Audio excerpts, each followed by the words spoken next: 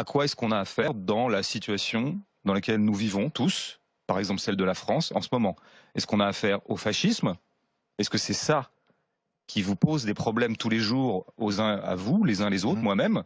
Ou est-ce que c'est au libéralisme, par exemple? On peut l'appeler de plein d'autres mots. C'est tout ce que je dis. Et donc, du coup, j'en viens à parler de ce qui me paraît en ce moment la force efficiente, celle qui gouverne nos vies, à savoir le capital, le libéralisme, les forces de l'argent, des gouvernements au service des forces de l'argent, et ce que je regroupe sous le terme de bourgeoisie. C'est un livre sur la bourgeoisie qui est toujours au pouvoir. Dans un pays qui est sans doute le plus redistributif au monde, dans un pays où l'État-providence, même si il fonctionne sans doute moins bien aujourd'hui que du temps des 30 glorieuses, mais est quand même là, toujours là, avec beaucoup d'impôts, beaucoup de dépenses publiques, et vous dites le problème en France, c'est le libéralisme? Mais quels sont... Est-ce que factuellement c'est vrai en fait? Tout simplement c'est l'affirmation. Alors prenons l'exemple d'une employée de ménage. Elle travaille dans un hôtel. À quoi est-ce qu'elle a affaire quotidiennement? Elle a affaire à un employeur, d'accord? Lequel employeur est souvent d'ailleurs un sous-traitant d'un plus gros donneur d'ordre. Hein, si on regarde, si on suit la chaîne de l'hôtellerie, faut étudier les choses, faut enquêter. Où est le pouvoir? Et puis il faut suivre l'argent, hein, comme disaient les marxistes à l'époque. Essaie de suivre où est l'argent et tu comprendras où est le pouvoir. Bon, donc nous voyons que des employés sont en permanence pressurisés parce qu'il y a des injonctions à être pressurisés, à travailler toujours plus pour moins d'argent, en moins d'heures possible. Pourquoi? Parce que travailler toujours au plus. sommet de la pyramide, eh ben, il y a les actionnaires qui font toujours pression pour avoir de plus en plus de dividendes. Donc c'est des choses très concrètes, ça.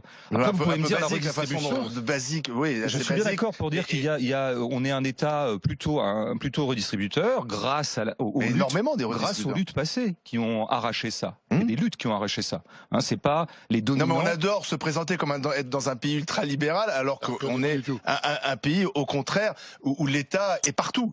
On est souvent mal d'ailleurs, c'est ça le problème. On pourrait dire que nous sommes dans un État social-libéral dont les forces macroniennes contemporaines travaillent que les forces macroniennes actuelles travaillent à faire passer un État libéral tout court. D'ailleurs, il y a une appropriation de l'État par les forces de l'argent. C'est-à-dire ?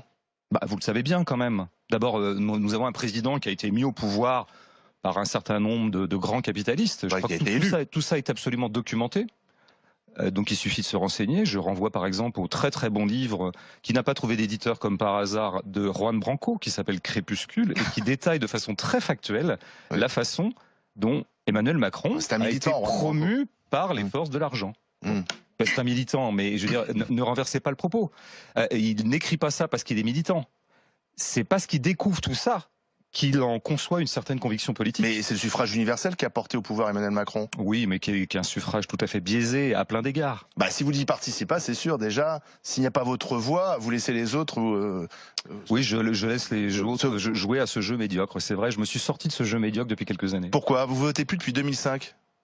Oui, c'est ça, parce que c'est un jeu à somme nulle.